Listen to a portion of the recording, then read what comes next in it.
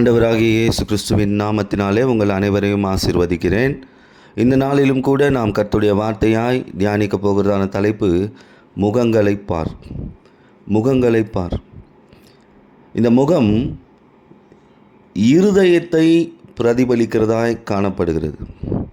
அதுதான் இப்படி சொல்லுவாங்க, அகத்தின் அழகு முகத்தில் தெரியும்.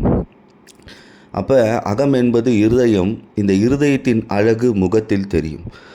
மனிதனின் இருதயம் எப்படி இருக்கிறதோ அதுபோல் முகம் என்ன ஆகுமா, பிரகாசிக்கும். பிரகாசிக்கும்னா ரொம்ப கலராக இருப்பாங்கன்றதில்ல, தெய்வீகம் காணப்படும். இப்போ இன்றைக்கு நம்முடைய முகங்கள் எப்படி இருக்கிறது, இந்த முகங்களை குறித்து வேதாகமம் என்ன சொல்லுகிறது, எப்படி இருந்த முகங்கள், எப்படி இருக்கக்கூடாத முகங்கள் என்பதை குறித்து நாம் இந்த நாளில் தியானிக்க போகிறோம். ஆதியாகமம் 3ஆம் அதிகாரம் 19ஆம் வசனத்தில் ஒரு முகம் சொல்லப்பட்டிருக்கிறது. நீ பூமியிலிருந்து எடுக்கப்பட்டபடியினால் நீ பூமிக்கு திரும்பும் மட்டும் உன் முகத்தின் வேர்வையினால் ஆகாரம் புசிப்பாய். முகத்தின் வேர்வை, இது வேர்வை உள்ள முகம். இந்த முகம் இன்றைக்கு இந்த நமக்கு வேர்வை காணப்படுகிறது. அதை மட்டும் அல்ல, இந்த வேர்வை உள்ள முகத்தின் ஆவிக்குரிய அர்த்தம் என்ன? மனுஷனை ஆண்டவராக இயேசுவானவர் உண்டாக்கும் பொழுது இப்படி உண்டாக்கவில்லை, செம்மையான முகமுடையவனாய் உண்டாக்கினார்.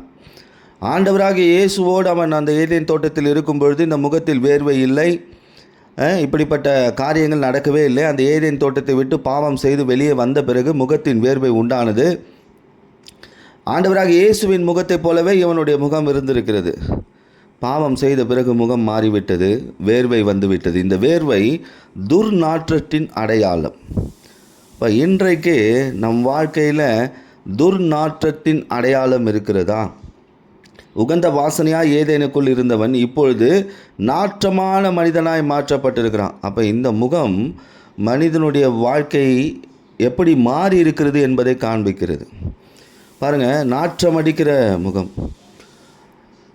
ஆண்டவராக இயேசு கிறிஸ்துவானவர் இந்த வேர்வையின் அனுபவம், இந்த மனிதனுடைய வேர்வையின் அனுபவத்தை மாற்றி உகந்த வாசனையாய் வைக்க வேண்டும் என்பதற்காகவே பூமிக்கு வந்தார். இந்த வேர்வையின் துர்நாற்றம் எங்கு மாற்றப்பட்டது தெரியுமா? லூக்கா 22ஆம் அதிகாரம் 44வது வசனம். அவர் ஊக்கத்தோடு ஜெபம் பண்ணினார், அவருடைய வேர்வை இரத்தத்தின் பெருந்துளிகளாய் தரையிலே விழுந்தது.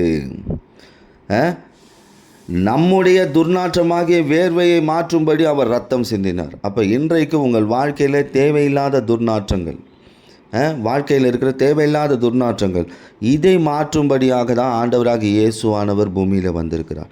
எந்த ஏதேன் தோட்டத்தில் மனுஷன் இந்த வேர்வையின் அனுபவத்தை இழந்தானோ, அதை கெசன்மனை தோட்டத்தில் ஆண்டவராக இயேசுவானவர் மறுபடியும் தந்தார். இன்றைக்கு நான் சொல்லுகிறேன், இயேசுவின் நாமத்தினாலே உங்கள் வாழ்க்கையில் தேவைப்படாது இருக்கிற துர்நாற்றமான கிரியைகள் எல்லாம் மாற்றப்படும். இதை விசுவாசிங்கள். உங்களுடைய முகங்கள் எப்படி இருக்கிறது? ஆண்டவரே, என் வாழ்க்கை துர்நாற்றம் போல இருக்குது அப்படின்னு உங்கள் இருதயத்தில் நினைக்கிறீங்களா? இன்றைக்கி ஆண்டவர் சொல்கிறார், உங்களுக்காக நான் ரத்தம் சிந்தியிருக்கிறேன். உங்கள் துர்நாற்றமான வாழ்க்கை மாற்றப்படும். இரண்டாவது, ஆதியாகமம் 4ஆம் அதிகாரம் 5-6 வசனங்களில் இங்கே ஒரு மனிதனின் முகம் சொல்லப்பட்டிருக்கிறது. அது காயினின் முகம். இந்த இடத்துல என்ன நடக்குது பாருங்கள். காயினையும் அவன் காணிக்கையும் அவர் அங்கீகரிக்கவில்லை. அப்பொழுது காயினுக்கு மிகவும் எரிச்சல் உண்டாகி அவன் முகநாடி வேறுபட்டது. கர்த்தர் காயினை நோக்கி, ஏன் எரிச்சல் உண்டாயிற்று? உன் முகநாடி ஏன் வேறுபட்டது? இவன் முகம் பாருங்கள் மாறுது. முகநாடி வேறுபட்ட காரணம், காணிக்கையை கர்த்தர் அங்கீகரிக்கலை. நிறைய பேர் இன்றைக்கு ஆண்டவர் என் ஜெபத்தை இன்னும் கேட்கல, ஆண்டவர் ஏன் இப்படி என்னை காக்க வைக்கிறாரு, ஆண்டவர் ஏன் சோதிக்கிறாருன்னு முகத்தை மாற்றுகிறவர்களாக இருக்கிறோம். இந்த முகநாடி மாறுவதற்கு காரணம் எரிச்சல். இந்த எரிச்சல் வெளியே தெரியாது, உள்ளுக்குள்ளே இருக்கும். இந்த எரிச்சல்னால் முகநாடி மாறுது. இந்த எரிச்சல் என்பது பிசாசின் அடையாளமாக இருக்கிறது.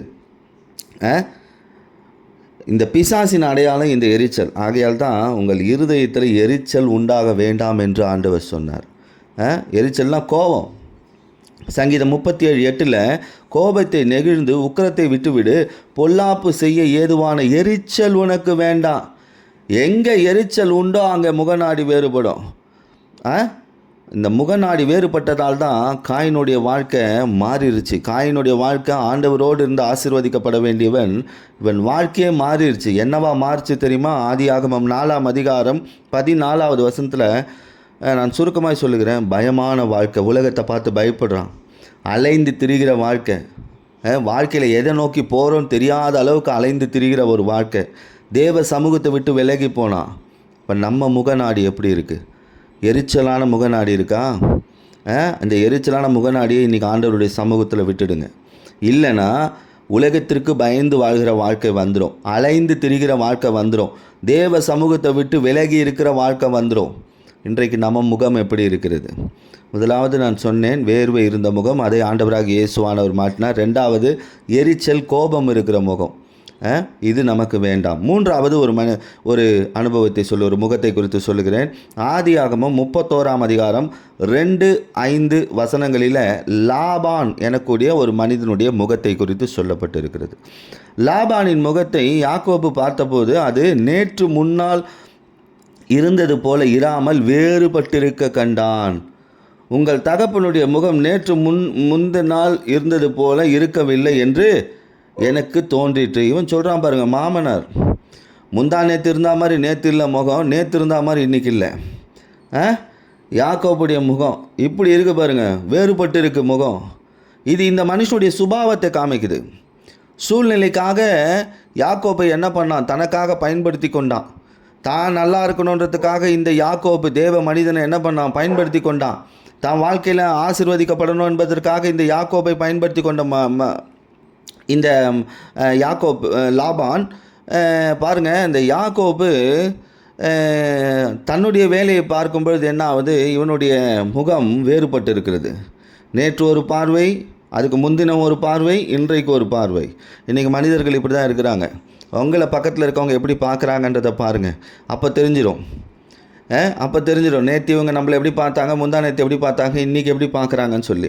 நீதிமொழிகள் 4ஆம் அதிகாரம் 25ஆம் வசனம், உன் கண்கள் நேராய் நோக்க கடவுது, உன் கண்ணிமைகள் உனக்கு முன்மே செவ்வையானவை பார்க்க கடவுது. அப்போ நாம் இன்றைக்கி எப்படி பார்க்குறோம்? சுயநலமாக பார்க்குறோமா ஒரு மனிதனை, இல்லை பொதுநலமாக பார்த்துட்ருக்கோமா?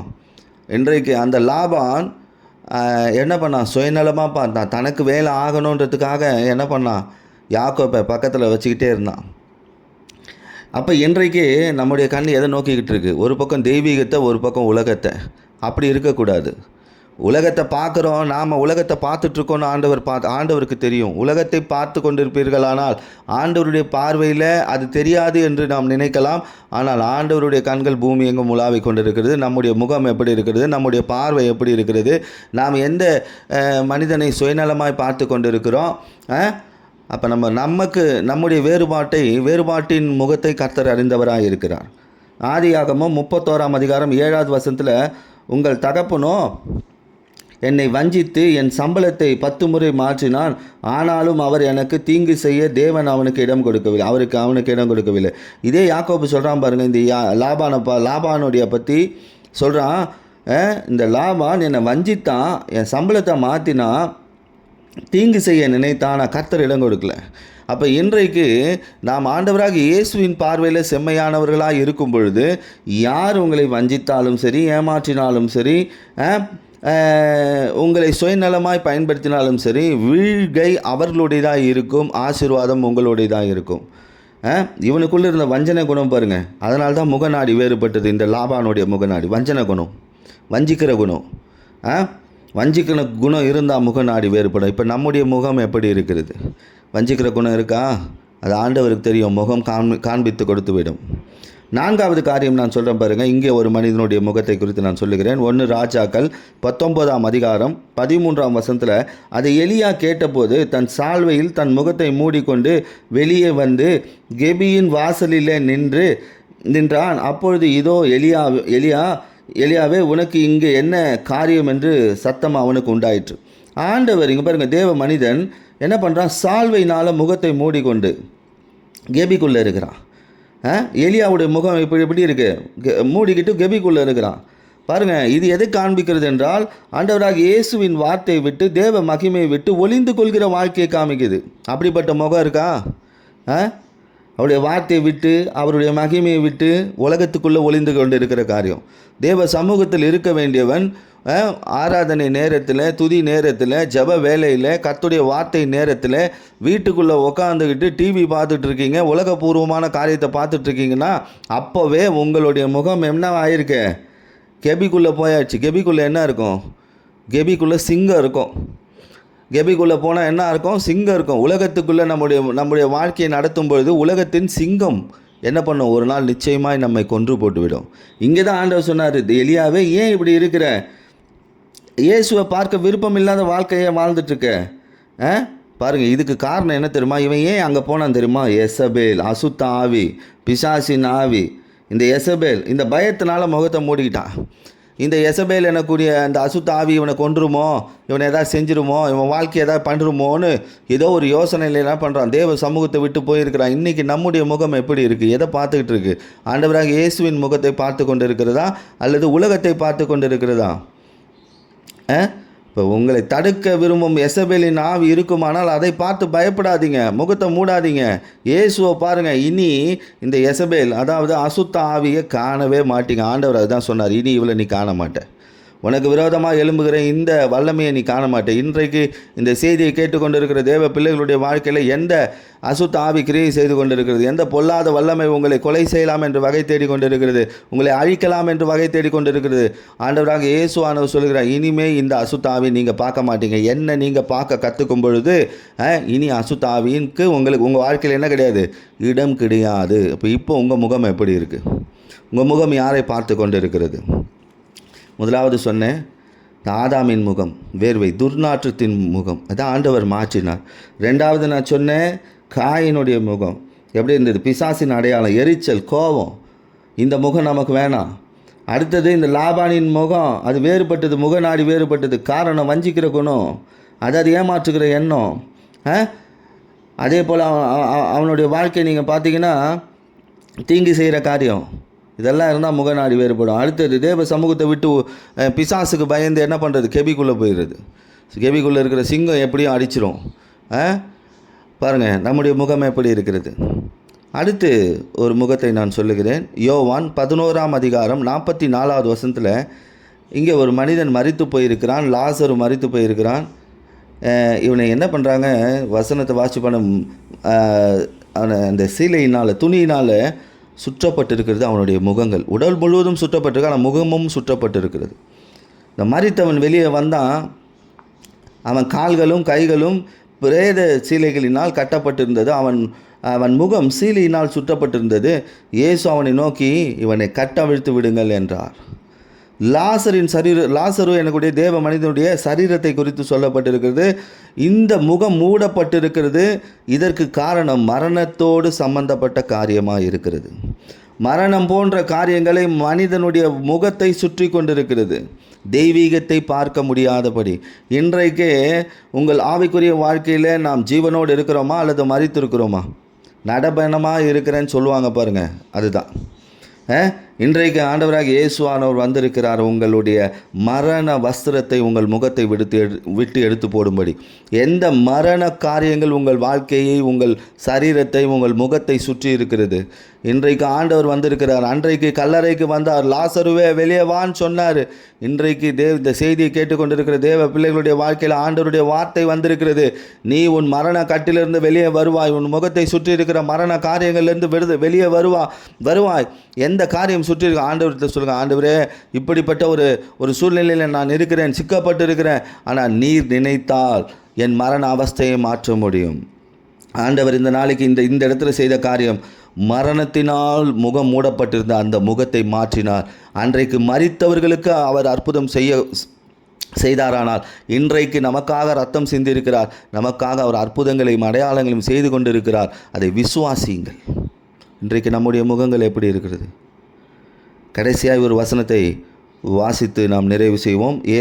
ஏசாயாவின் புத்தகம் 25ஆம் அதிகாரம் 7ஆம் வசனத்தில், சகல ஜனங்கள் மேலுள்ள முக்காட்டையும் சகல ஜாதிகளையும் மூடியிருக்கிற மூடலையும் இந்த மலையிலே அகற்றி போடுவேன். ஆண்டவர் இந்த நாளில் உங்களை பார்த்து சொல்லுகிற ஒரு வார்த்தை, உன் மேல் எந்த முக்காடு இருக்குது, உன் முகத்தை எது மூடி இருக்கிறது, அதையும் அந்த மூடி இருக்கிற மூடலை நான் என்ன பண்ணுவேன், அகற்றி போட போகிறேன். அதை அகற்றி போட போகிறேன். எப்படிப்பட்ட காரியங்கள் உங்கள் முகத்தை மூடி இருக்கிறது? இன்றைக்கு உங்களுக்கு தெரியும், ஆண்டவருடைய சமூகத்திற்கு போக முடியாதபடி உலகத்தை பார்த்து கொண்டு வேர்வையினால் நாற்றமடிக்கிற வாழ்க்கை வாழ்ந்து கொண்டு சில எண்ணங்கள் இருதயத்திலிருந்து லாபானை போல, காயினை போல எரிச்சல், கோபம், அதே போல் வஞ்சிக்கிற காரியங்கள், தேவ சமூகத்தை விட்டு மறைந்திருக்கிற காரியங்கள் இன்றைக்கு ஆண்டவரத்தில் ஒப்புக் கொடுங்கள். இன்றைக்கு ஆண்டவரத்தில் ஒப்புக் கொடுங்கள். வேர்வையாக இருக்கிற முகம், அந்த துர்நாற்றமான வாழ்க்கை, இதை ஆண்டவர் மாற்றுவார். எரிச்சலான முகம் வேண்டாம், கோபம் இருக்கிற முகம் வேண்டாம். இது உங்கள் வாழ்க்கையை என்ன பண்ணும்? பயமுள்ளதாய் மாற்றும். தேவ சமூகத்தை விட்டு விலக செய்யும். வேறுபட்டு இருக்கிற முகம் இது வேண்டாம்.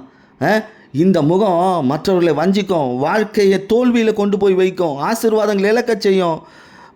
இந்த முகத்தை தேவ சமூகத்தை விட்டு விலக்காதீங்க. ஒளிந்து கொள்கிற முகம் வேண்டாம்.